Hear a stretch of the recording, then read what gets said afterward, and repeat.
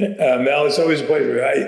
This is one podcast I actually look forward to. I always enjoy it. Oh, that's awesome. That's what Yeah. I hope because I've gotten to know everyone that I have on regularly. I've gotten to know, and there's certain people that just keep me balanced. When I think that you tend to write, you're a prolific writer, not just on your website and your books, but your columns, and you tend to write right when I'm thinking I can't even believe what's going on. Then you kind of lay it out. So first, I just wanted to speak real quick. Your book that is out right now and getting a lot of acclaim, Ashley. The Women of January 6th, you cover these amazing stories of these women and who they really were and not who they were portrayed as. And yesterday, people are just up in arms about one of the sentencings of a woman. So if you could tell the audience a little bit about her and what came down in court, it's just unbelievable to me. In the of the 10 women I profiled in Ashley, 2 of them died that day, were killed that day. Right. Of the 8 others, 6 are in or have been to prison, and 2 await sentencing. And yesterday, Rebecca Lovrens was sentenced. Now, Rebecca Lovrens is probably the classic case of a person you should never even thought to prosecute. Right. She's a great grandmother. Drove by herself from Colorado Springs in the middle of winter to Washington to pray for the nation. Wow. She was on the east side of the Capitol, there was very little turbulence, and the doors opened from within, so people didn't even know, whether they were supposed to be there. They had no reason to believe they shouldn't walk in. Right. She walks in, prays for 10 minutes, is all captured on video, walks out, and then a couple of weeks later, the FBI shows up at her door, and 3 years of hell later, she gets sentenced yesterday. And to the outsider, it might not seem like much. She got a year's probation, 6 months home arrest, $103,000 fine. And I think that was basically money that she raised to pay her legal bills. I mean, I held a fundraiser for her in Kansas City. So there's a lot of my friends' money going into that and mine. And then also she can't use the internet for, 6 months or 60 days or something. That is so crazy. But what's really creepy about all this, Mel, is that that's a stiffer sentence than Ray Epps got. Yeah, they're even worse in the UK. I mean, they're a harbinger of what's to come. But yeah, so Ray Epps, by comparison, was the most visible provocateur on the day of January 6th. On January 5th, there he is telling people to go into the Capitol. Not go to, but go. We've got to go into the Capitol. Right. On January 6th. He's right there for the first breach of the perimeter of the Capitol grounds. He's there at the first breach of the Capitol itself. He's the one, he's got a hands-on action that is pushing this big metal sign into the police. Yeah. He gets a year's probation, no home arrest, no fines, no. And what that tells us is that he was in their pay. He was under their tutelage. The other people, the even more obvious sign. I mean, he was so obvious that he embarrassed them into doing something, right? But then the media also came out to support this one guy that we all watched on camera. It was how could it not be? Yeah, I mean, so what you see in doing the research for Ashley, I saw there's a pattern. That is, the people who you could be a radical provocateur, for instance, like John Earl Sullivan, the guy who shot the video of Ashley, and get 3 years in prison, which tells me you weren't connected. You were doing it on your own. You were freelancing. He was a freelance BLM activist type who went in to cause a little trouble, and he did, and he ended up getting 3 years in prison. But if you're the guy who hangs the noose outside the Capitol, nothing. You're still unidentified, amazingly. Yeah. If you're the pipe bomber, still unidentified. Yeah. If you're the guy who's standing on the scaffolding at the beginning saying, come on, this way, everyone this way, very distinctive looking guy in every case, still unidentified, right? So they're picking and choosing who they choose to prosecute. And that means to get their quota, they've got to go after great-grandmothers. Show trial, basically, so they can condense all the scenes. And yet, I've talked about this with you before, but people are beginning to catch on that this key fact they overlook because they have their own timeline. They know that at 1:10 p.m., Donald Trump said, wait, we got to fight like hell, fight like hell. That's cited in the J6 committee as the provocative remark that's cited in the Jack Smith indictment, right? And yet at 12:53 p.m., Ray Epps and Ryan Samsel were breaching the perimeter, Right. which is a 45-minute walk away from the Capitol, which means that none of those people who were incited by Trump's speech heard Trump speak. Not a word of it, right? Right. They were there. Some of them were just freelance jerks, but others there were people in that crowd who were there to provoke the crowd. Yeah. I was pleased with the choice personally, because I think Josh Shapiro would have prevented issues for our side. Yeah. Because he is kind of young and charismatic and, Right. by Democratic standards, I should say, and relatively clean. However, from their perspective, he obviously agitated the Hamas wing of the party, Right. who would have been prepared, I'm sure, to cause havoc at the Democratic convention. Now I'm sure they're all paid off. I mean, they'll behave. I think to expect anything unusual there would be too optimistic, because they're getting paid out of the Green New Deal.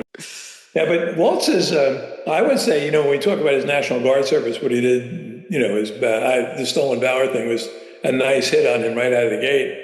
But his major failing with regard to the National Guard is the same as Nancy Pelosi's. Right. And that is his failure for 3 days to call them out, even though the totally hipster Justin Trudeau-like mayor of Minneapolis was calling for them. They were burning down the city. Right. They literally totaled a police station. I don't mean they kind of threw a Molotov cocktail at it. They destroyed it. Right. And the cops, and you've seen the fall in Minneapolis, where they're running down the street amidst they had to run out of the building. It was just appalling, and I'm sure totally demoralizing for Minneapolis police. Yeah. But that's what he presided over. And then he presided over the most unjust trial in my memory, at least that level, of where the victim of the judicial system, and it's all tied into the national system, gets 22 years in prison, and when he did nothing wrong. Right. Not murder. He did nothing wrong that night. I think to appease the Hamas wing, because what they could not afford, I mean, the way they're going to sell this election is, and we see their strategy already, and that is not unlike Biden's strategy in 2020, minimal public contact, maximal, media saturation with talking points, and then steal as many votes as they need to hopefully get them over the top. So it'll be, we know what the campaign is going to be like. Yeah. Now, Waltz, though, is interesting because he's also, I think, this is a character flaw in that he's really belligerent, and kind of nasty. And he's not Mr. Joy. I mean, that whole joy meme lasts about 3 days. But First weird, then joy. It's like we're in sixth grade. Right. And the weird wasn't catching on. In fact, it was backfiring, because they'll say, what's weird, putting tampons in a men's room, or fighting with the Marines in Iraq, Right, exactly. One other thing Waltz did is he had a snitch line. He set up a snitch line during COVID where you call in and you rat out your neighbors, which was, exactly what they did for January 6th, also, the big snitch line.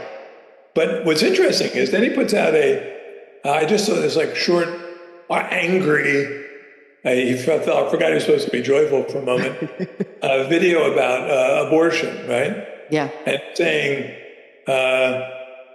we want government to stay out of our healthcare, And I'm saying, hold it, Mr. Snitchline. Yeah, exactly. We don't, I've never called in someone saying, because I thought they're having an illegal abortion, but, you got people ratting out their neighbors for living their lives like sane human beings, Yeah. I'll go back to it and listen periodically. Thank God for Elon Musk, right? I know.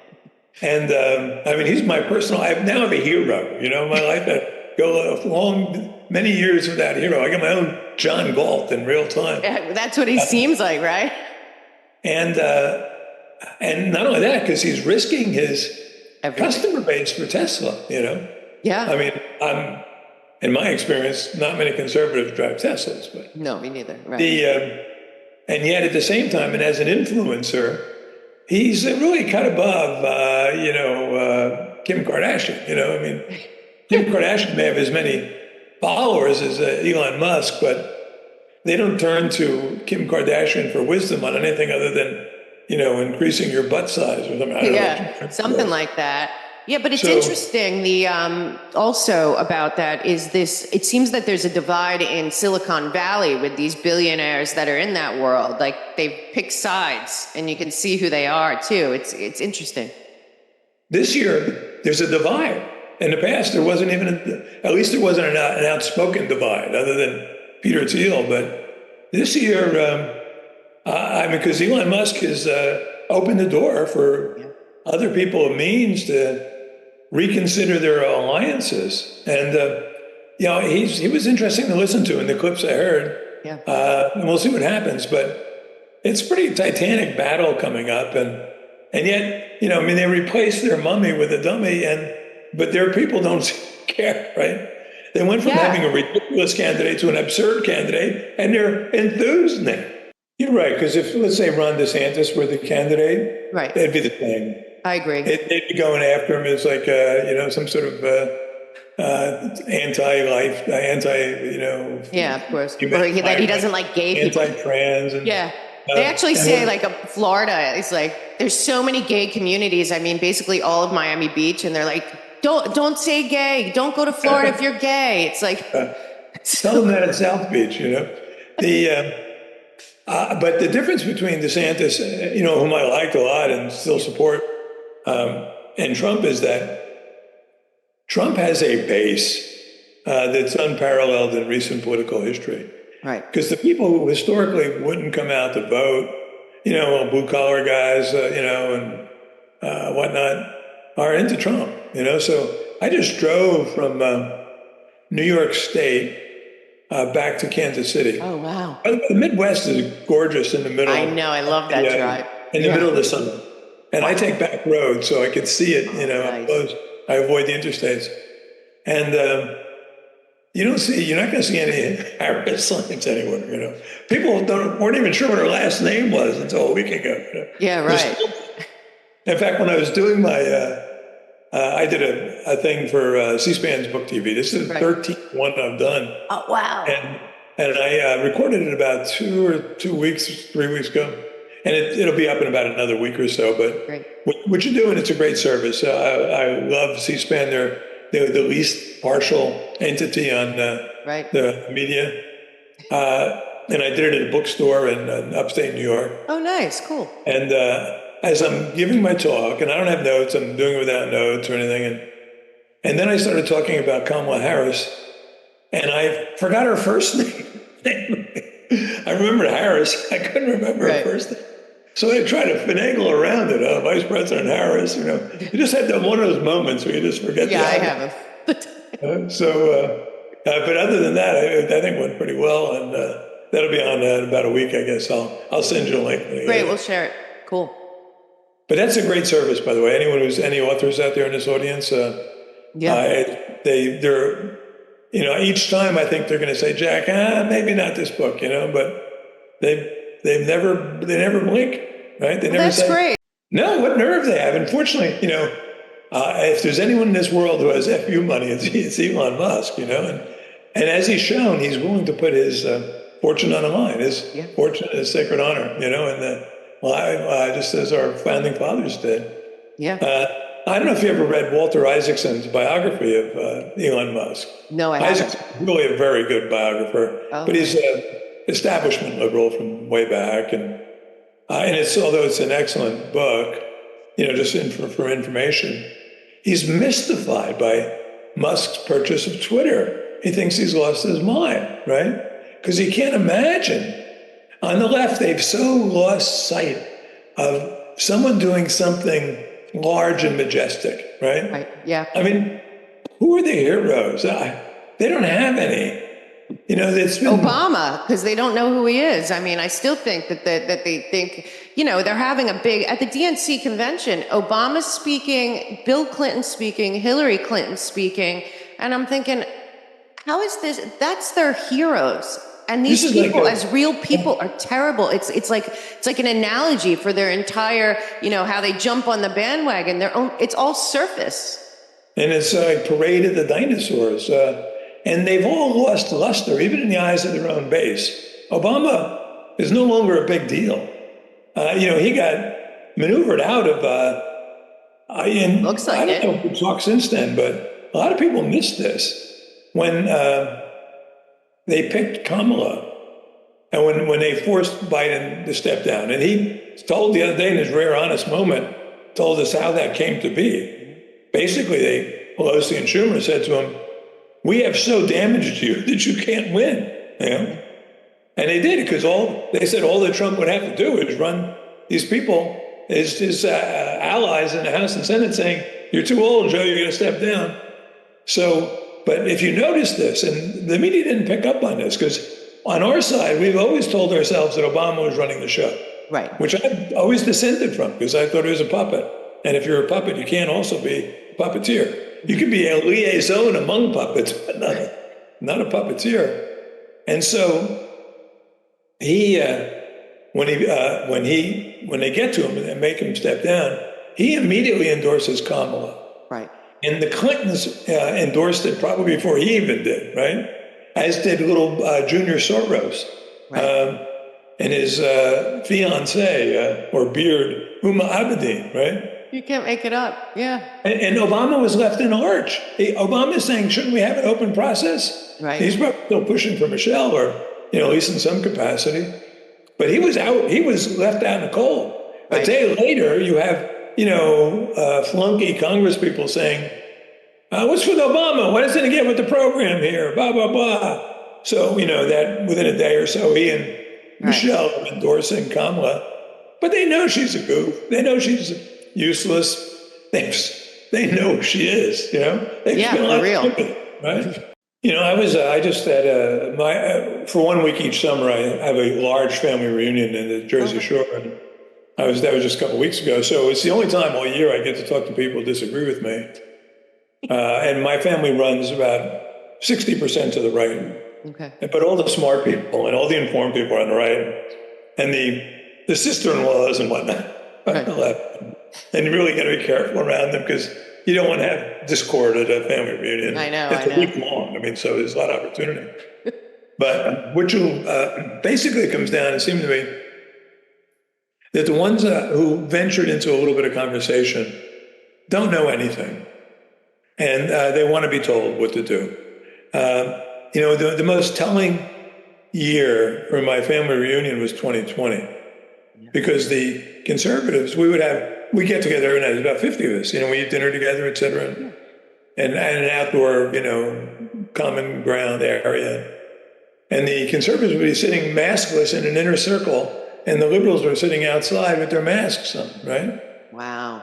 And, when I started giving, at the beginning of my C-SPAN thing, because the bookstore that hosted me, I have no reason to believe at all that they agree with me, right? But they stepped up last year when the library in that same town disinvited me. So I started that, and I said that, I don't know what their politics are. I never asked. And because what we have in common is a shared belief in free speech. And I said free expression, free communication. And I said, when I'm talking about January 6th, and when I'm talking about American politics today, the real problem is the breakdown in information. Right. And that the information streams are diverging. And their side thinks they own the truth, and sometimes they just get called to task in ways they can't deny. So I cited this figure right off. And this is the basis of the result of a Gallup Franklin Templeton survey done in late 2020. Wow. They interviewed 35,000 Americans on the subject of COVID, which had been in the public sphere then for 6 to 9 months. And they asked them this question, among a series of questions. The most telling question was this: what percent of people who contract COVID end up in a hospital, right? And so the choices were 0 to 5%, 5 to 20%, 20 to 50%, or 50% above. 41% of Democrats said 50% or above. Another 28% of Democrats said 20 to 50%. The real answer was 0 to 5%. Republicans were 3 times more likely to get it right. So in other words, after a year of information from mainstream sources, Right. 69% of Democrats were grotesquely misinformed about a subject totally close to their needs and interests, right? And that's where they are. The people I talk to the degree that I talk to them, don't know anything and don't want to know. Right. I mean, we think of them historically as the allies of the Democratic Party, and a more likely term of art would be codependence, at this stage. I mean, they have a pathology they share, and they enable each other. Yeah. And that pathology is, I mean, for one, it starts with ignorance. It's because, I live in a nice middle-class neighborhood that's 2/3 Democratic. I don't understand it. These are the people who don't understand, homeowners, children, decent people. And, but I'm in a city, and cities attract liberals for some reason. And then when the mob turns on the people, we're the ones most vulnerable, right? Of course. I'm sure I'm the only gun owner on my block. I'm being asked to defend my neighborhood, No, I don't get it for the people who have children and grandchildren. I mean, if you're a cat lady in your 80s or something, you don't care. You just want to make sure that, you get yours and you're out of here. And, Right. But if you got children, especially grandchildren, and you're looking down the road, you can't be indifferent to their future.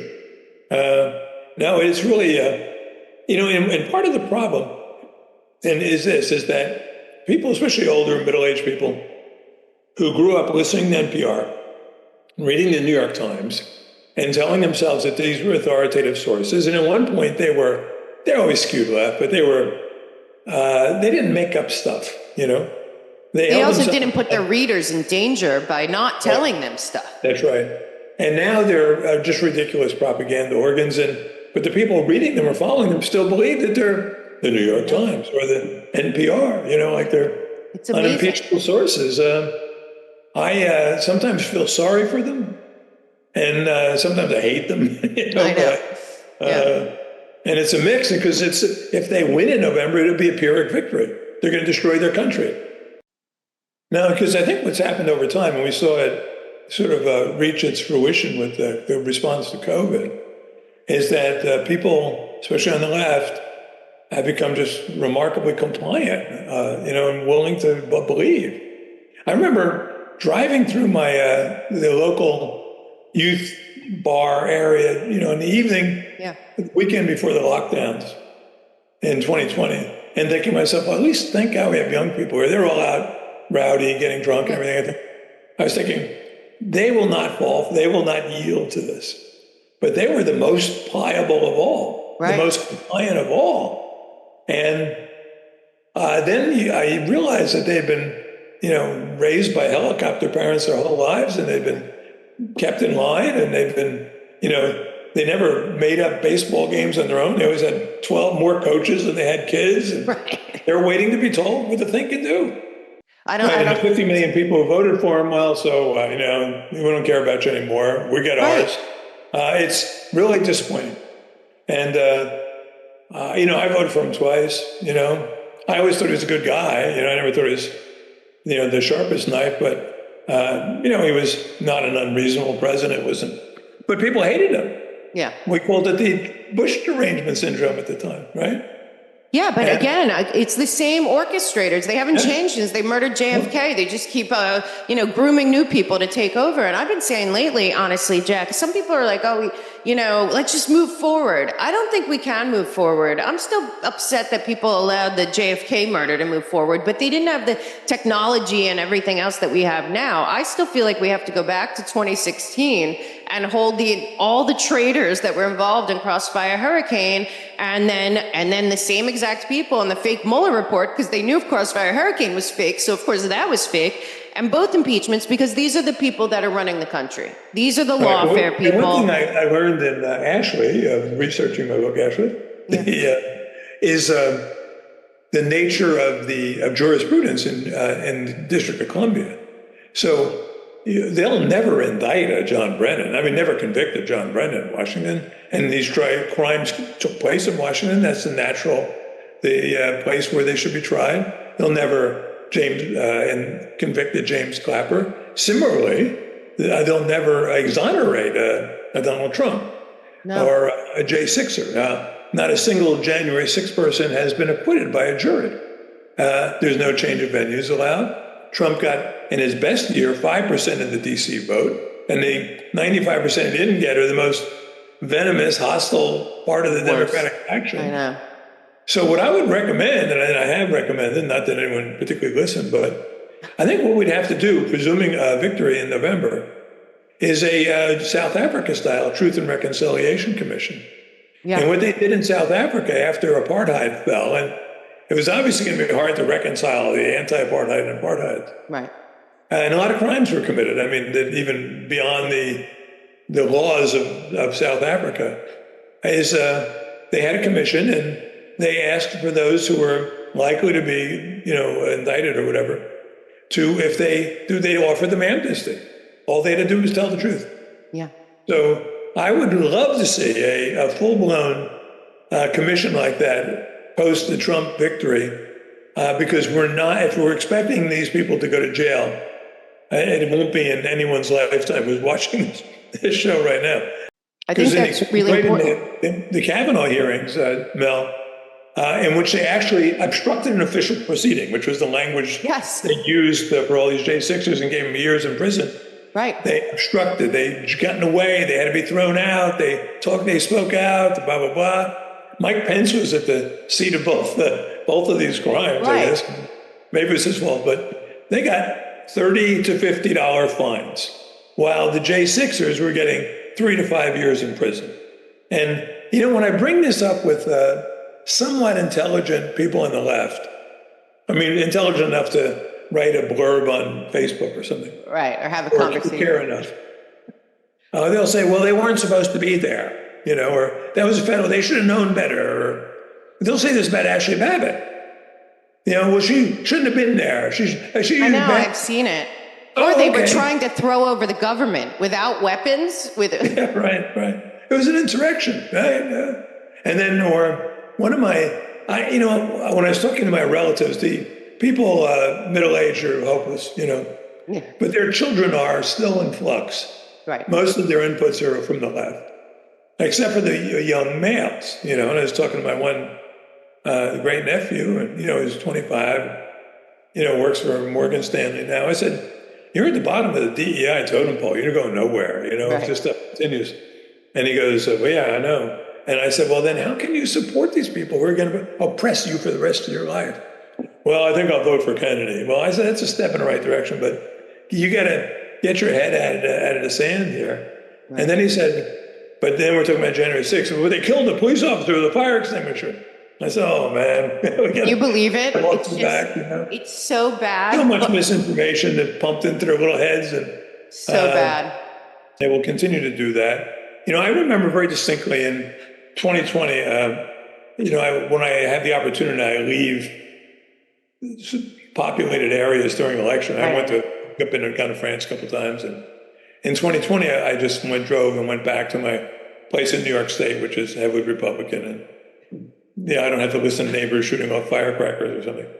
But I remember the day I left because I met with some friends for breakfast, and I saw in the polls that Biden was up 16 points in Wisconsin. And I said, that guy can't be right, but what if it's only 6 points, right? I mean, we're cooked, right? Right. And that's the note that I left town, and I shut everything off and, watched Seinfeld reruns for 3 days. And then a friend of mine stopped by the day before the election. I was just trying to note everything out. He goes, no, it's not as bad as you think. This is, they've been misleading you. And I think one word of caution to your audience is that they will try to mislead you. Yeah, I would say on a positive side, I do not know a single person who has ever pulled a lever for Trump or ever told a pollster Trump that will see anything in the Harris-Waltz campaign to make them rethink it. But I would say that it's a much more fruitful if you're looking for a way to maximize your influence, is instead of trying to convert the unconverted, is to make sure the people on your side get to the polls.